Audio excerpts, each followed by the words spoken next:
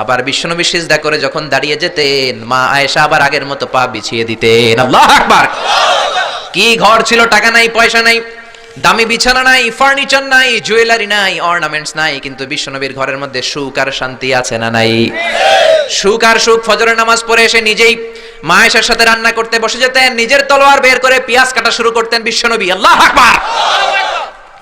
বিশ্বনবী গ্লাসের মা আয়েশা গ্লাসের যেই জায়গায় ঠোঁট লাগিয়ে মুখ লাগিয়ে পানি পান করতেন, ওই জায়গাটা খুঁজে খুঁজে বিশ্বনবী আবার ওই জায়গায় ঠোঁট লাগিয়ে পানি পান করতেন। কোন সুবহানাল্লাহ।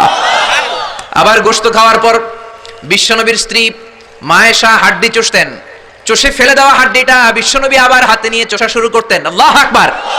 কি শান্তি, কি সুখ। মা আয়েশাকে বিয়ে করার আগে মা আয়েশার চেহারাটা বিশ্বনবীর কাছে জিবরাইল এনে বলল, ইয়া রাসূলুল্লাহ আখবিরনি, আমাকে বলেন মেয়েটাকে দেখতে কেমন লাগে। বিশ্বনবী বললেন, কার মেয়ে?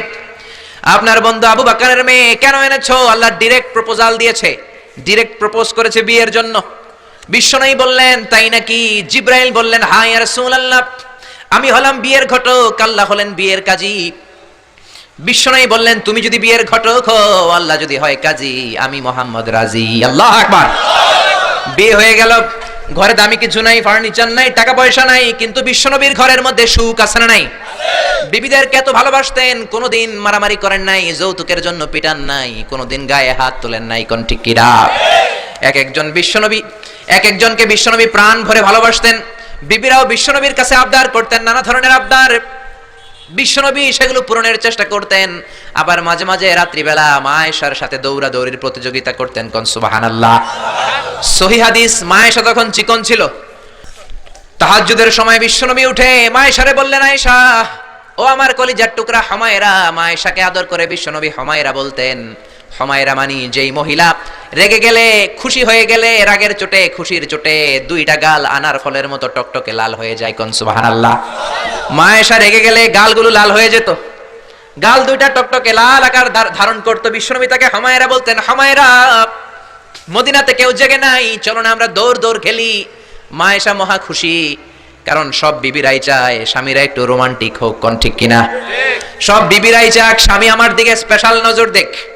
সব বিবিরা চায় স্বামী আমাকে নিয়ে পারলে একটু রেস্টুরেন্টে ঘুরতে যাক, স্বামীরা পারলে আমারে একটু বেড়াতে নিয়ে যাক। এরকম আবদার বিবিদের কাছে আছে না নাই? কিন্তু এমনও অনেক স্বামী খুঁজে পাবেন, বছরের পর বছর যায়, বিবিরে সালামও দেয় না, আছে না নাই? খিটখিটে মেজাজ দেখায়, ধমক দেয়, আবার যৌতুকের জন্য পিটায়, আছে না নাই? জোরে বলেন, আছে না নাই? শয়তান দিল যৌতুক, কোরআন দিয়েছে মোহর। আমরা এখন মোহর ছেড়ে দিয়ে যৌতুকের পেছনে হাঁটি। জোরে বলেন ঠিক কিনা? যৌতুকের চেয়ে জঘন্য অপরাধ সমাজে নাই। কুকুরের গোশত খাওয়া যত গুনাহ, যৌতুক তার চেয়েও বেশি গুনাহ। ঠিক কিনা? কুকুরের গোশত খেলে একটা গুনাহ হয়, হারাম খাওয়ার গুনাহ হয়, কিন্তু যৌতুক খেলে দুইটা গুনাহ হয়। এক হলো হারাম খাওয়ার গুনাহ, দুই হচ্ছে শ্বশুর বাড়ির উপরে জুলুম করার গুনাহ। জোরে বলেন ঠিক কিনা? মা আয়েশা বললেন, ইয়া রাসূলুল্লাহ, আমি দৌড়াদৌড়িতে রাজি।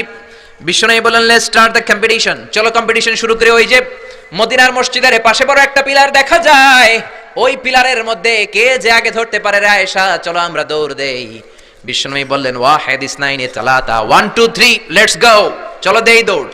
বিশ্বনবী অপেক্ষাকৃত মোটা ছিলেন, মা আয়েশা চিকন ছিলেন। মা আয়েশা দৌড় দিলেন, বিশ্বনবীকে পেছনে ফেলে ওই পিলার ধরে মা আয়েশা ফার্স্ট হয়ে গেলেন। কোন সুবহানাল্লাহ। মা আয়েশা মহা খুশি, খিলখিলিয়ে হাসছেন। বিশ্বনবী মুচকি হাসতেন। আমার নবী কখনো খিলখিলিয়ে হাসেন নাই। আমার নবী সব সময় মুচকি হাসতেন। মুচকি হাসলে বিশ্বনবীর ঠোঁটও দেখা যেত, হালকা একটু দাঁতও দেখা যেত। পরে আল্লাহু আকবার।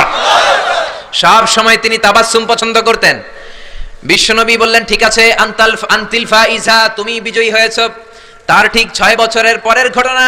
এই 6 বছরের ব্যবধানে মা আয়েশার আগের মতো চিকন নাই, মা আয়েশারে মোটা বানিয়ে দিয়েছে কে?